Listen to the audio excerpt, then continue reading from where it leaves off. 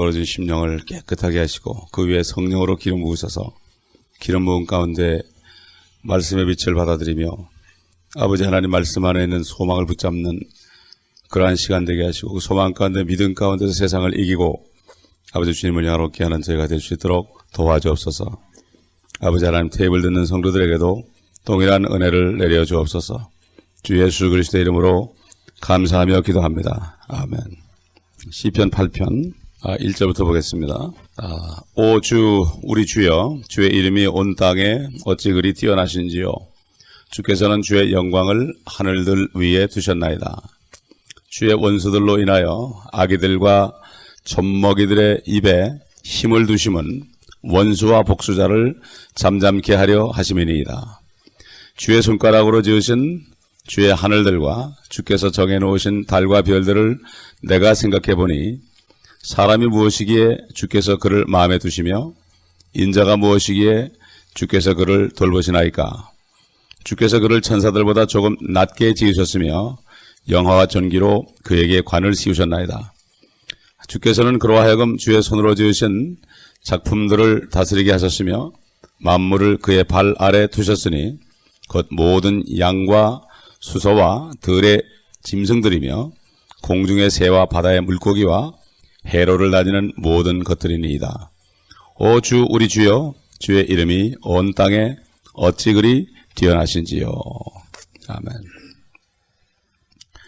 여기 보면은 기티스로 악장에게 다윗의 시 이렇게 나옵니다. 이 기티시라는 단어는 우리 요한계시록 14장 20절에 있는 것처럼 포도즙 틀을 의미합니다. 이 시편 8편부터 12편까지 특별히 5편의 시편은 그 안에 마태복음 24장에 나타난 그 재림에 대한 말씀보다 더 많이 들었습니다. 그렇기 때문에 이 시편 8편 속에 들어있는 우리의 소망을 붙잡아야 되죠. 1절에 오 주 우리 주여, 주의 이름이 온 땅에 어찌 그리 뛰어나신지요. 주께서는 주의 영광을 하늘들 위에 두셨나이다. 사실 지금 현재는 온 땅에 주의 이름이 그렇게 뛰어나다 이렇지 않죠. 아직도 믿지 않는 사람이 많이 있습니다. 이거는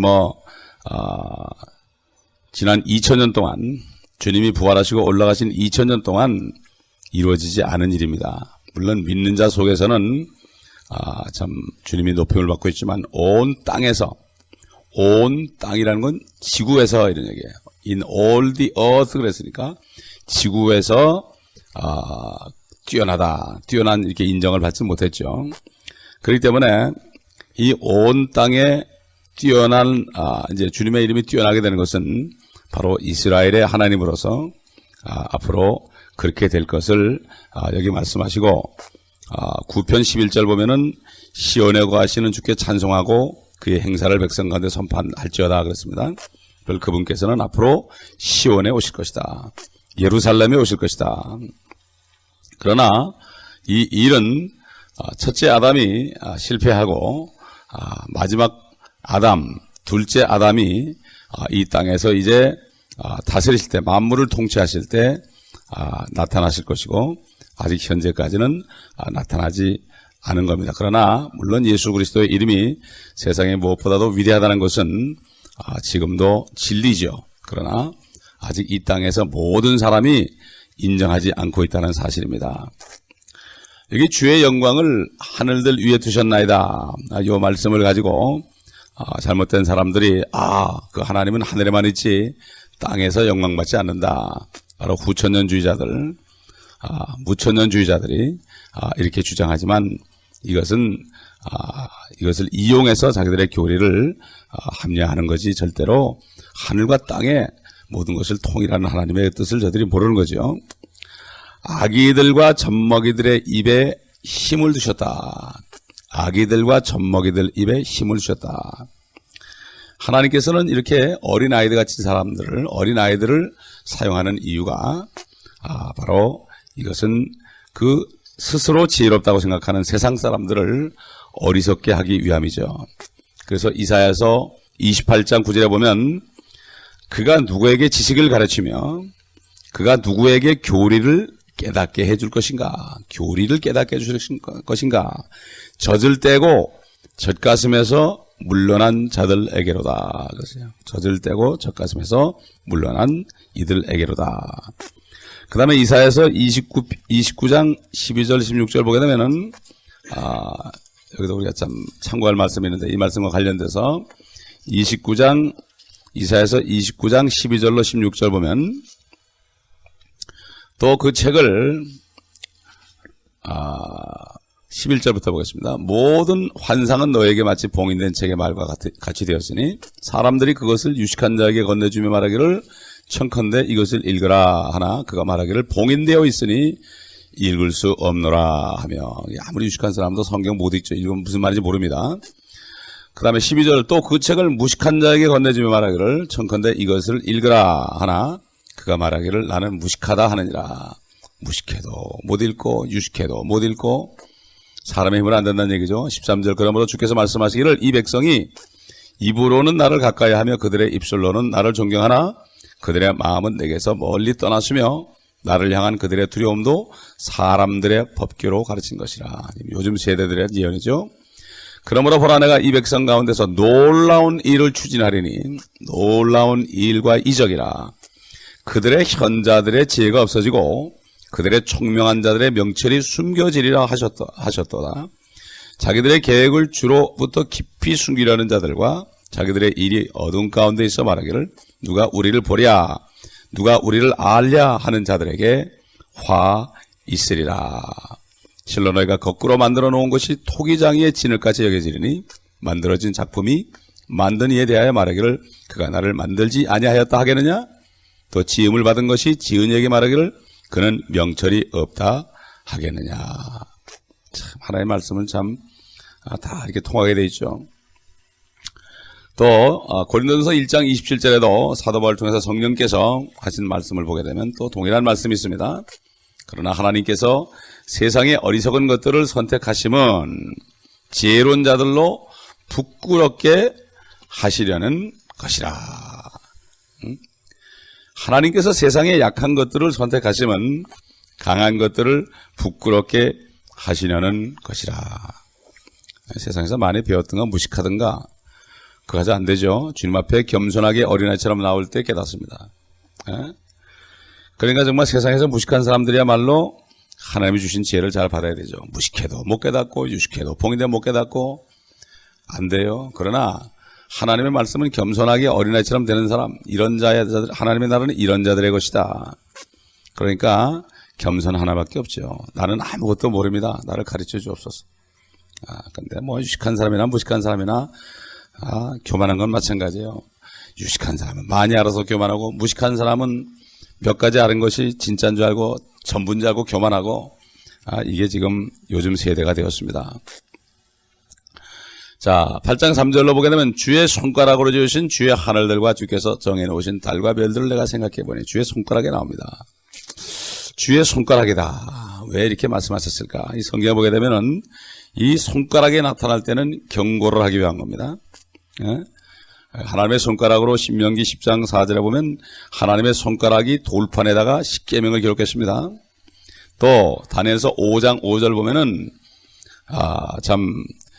바빌론의 마지막 왕이 잔치를 벌렸을 때 그럴 때 손가락에 나타나서 하얀 벽에다가 글을 썼습니다.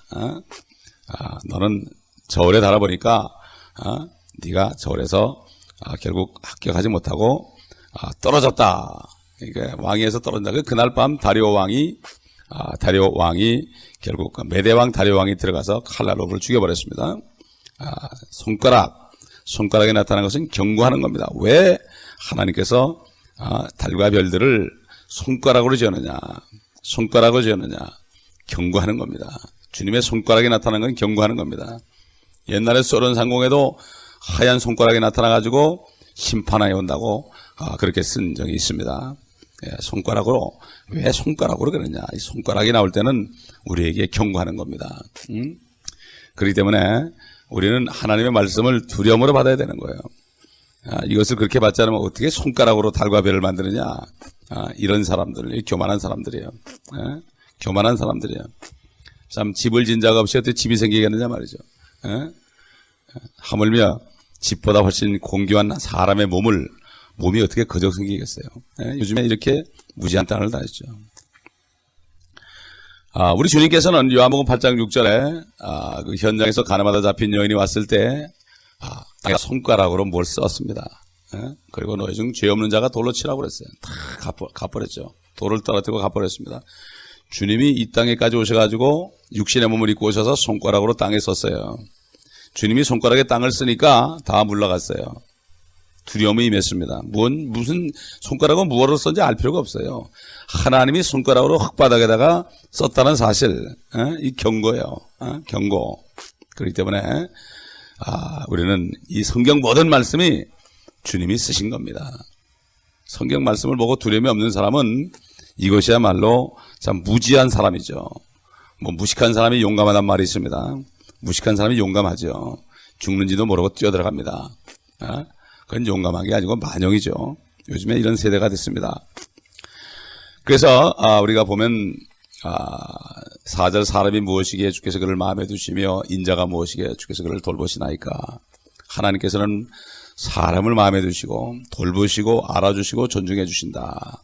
시편 144편 3절에도 나오는데 이것은 인간들에게 영광스러운 일이죠. 하나님이 어떻게 죄인들을 그렇게 돌보십니까? 그러나 반면에 두려움입니다. 어떻게 돌보시느냐. 그런 분이 돌보는데 내가 순종하지 않는다면 이것이야말로 심판밖에 없죠. 그래서 잠언 9장 10절에 보면 주를 두려워하는 것이 지혜의 시작이다. 두려워야 됩니다. 두려워야 되는 거예요. 무서워야 되는 거예요. 무서워야 되는 거예요. 참 자식들도 아버지가 정말 위대하게 되고 대통령이 되고 재벌이 되고 그런 말이죠. 그 앞에서 저절 맵니다. 아버지 소리보다도 회장님, 대통령 이렇게 얘기 나오죠. 옛날 왕자들이 왕 앞에서 아버지 그랬습니까? 폐하 그랬죠. 전하 그랬죠. 마찬가지입니다. 우리 하나님께서 우리 아버지지만 그분은 너무나 위대하시기 때문에 우리를 돌보시고 우리를 존중해 주시지만 그 하나님의 사랑 때문에 그런 거죠. 우리가 자격이 있는 게 아니기 때문에 그분을 무서워해야 됩니다. 말씀이 법이기 때문에 그 말씀을 순종하지 않을 때는 말씀 안에 있는 그 심판이 우리에게 재앙이 임하기 때문에 징계가 임하기 때문에 우리는 두려워야 됩니다. 두려워야 되는 거예요. 그래서 5절 8절로 보게 되면은 참 주께서 그를 천사들보다 조금 낮게 지으셨으며 땅 영화 중위로 그에게 관을 씌우셨나이다. 그러면서 모든 만물들을 다 다스리게 했다. 이것은 첫째 아담에 대한 언급이죠. 아담에게 이렇게 했습니다. 천사보다는 좀 낮게 졌죠. 이 땅에 거하는 산 혼으로 만들었기 때문에 육신을 가졌기 때문에 천사들보다는 좀 낮게 만들었습니다.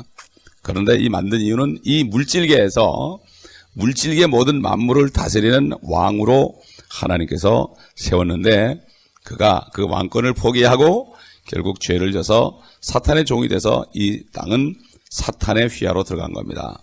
그러므로 사탄에게 넘겨졌습니다. 잠시 동안.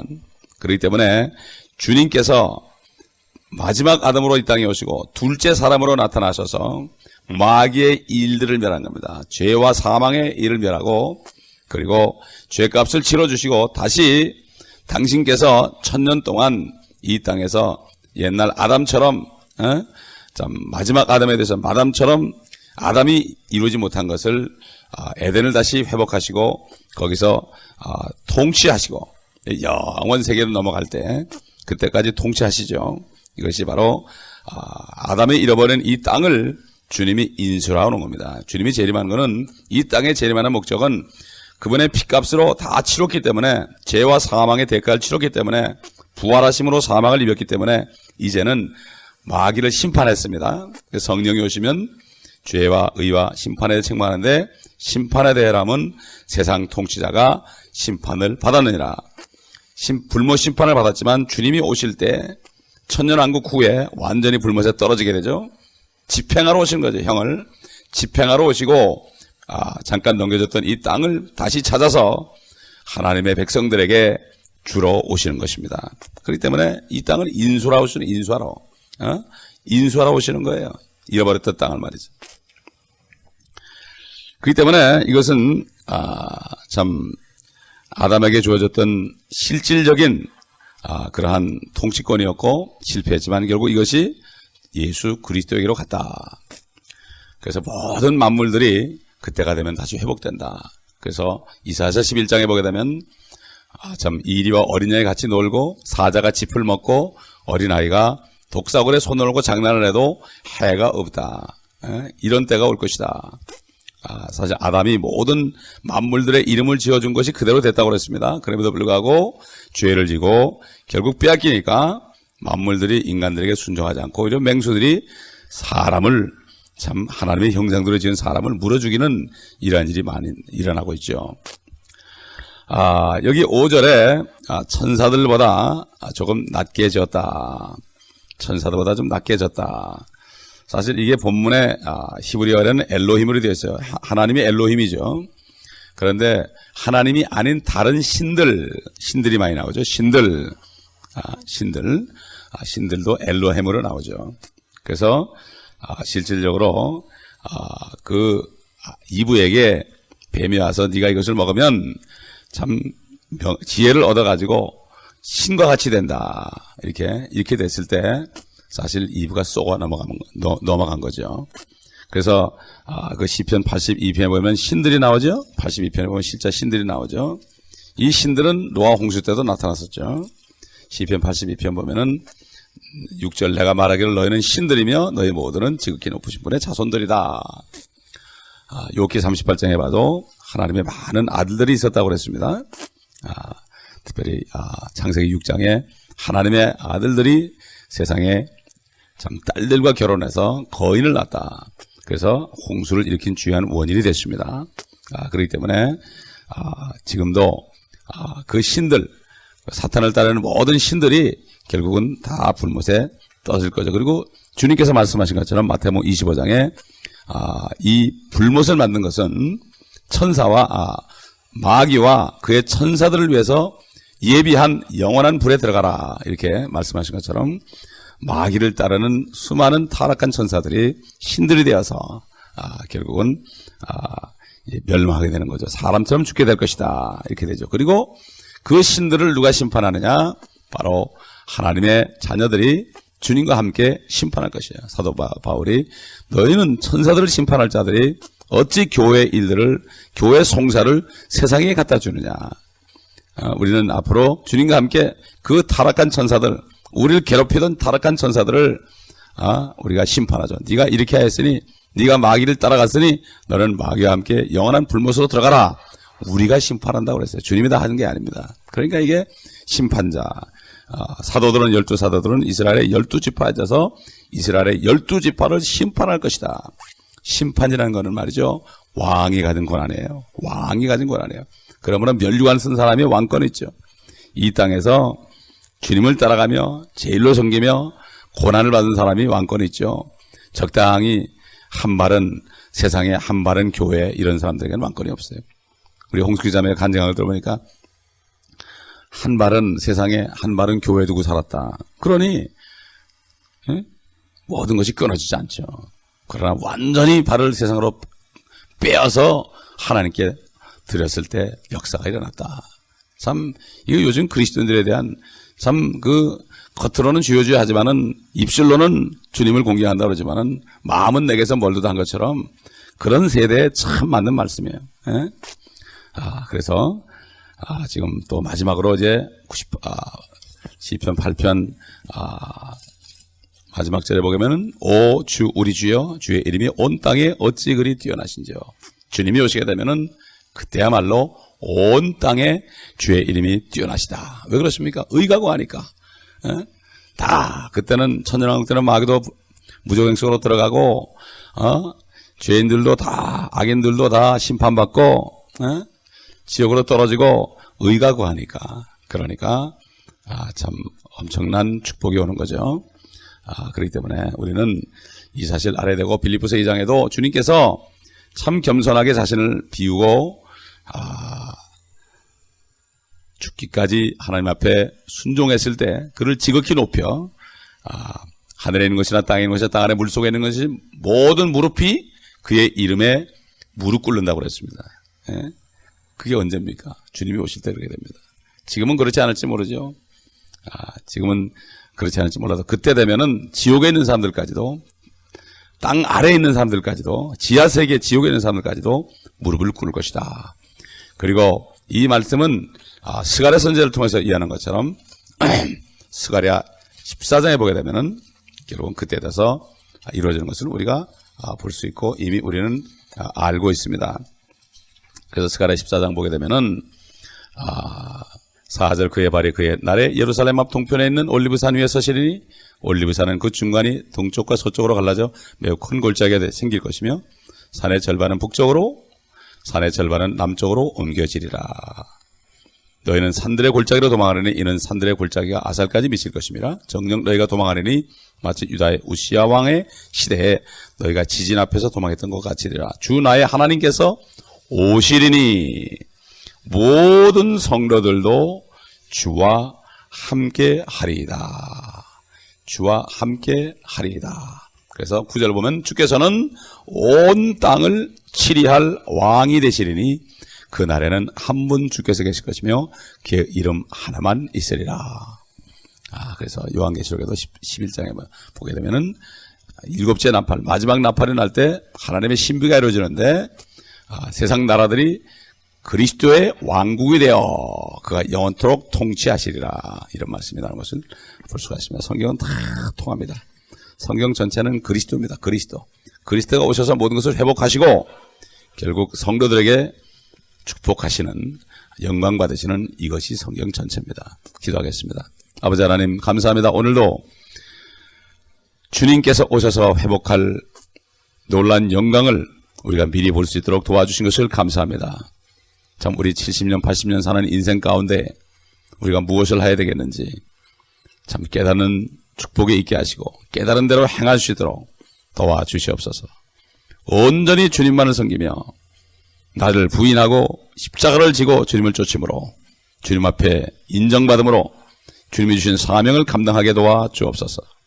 영적인 실업자들이 없도록 도와주시고 부르심에 받은 소망대로 행함으로 주님이 시키신 일을 잘 감당하여 열 문안을 남긴 참 착하고 부지런한 종처럼 되어서 열 골을 다스리는 종들이 다 될 수 있도록 도와주옵소서.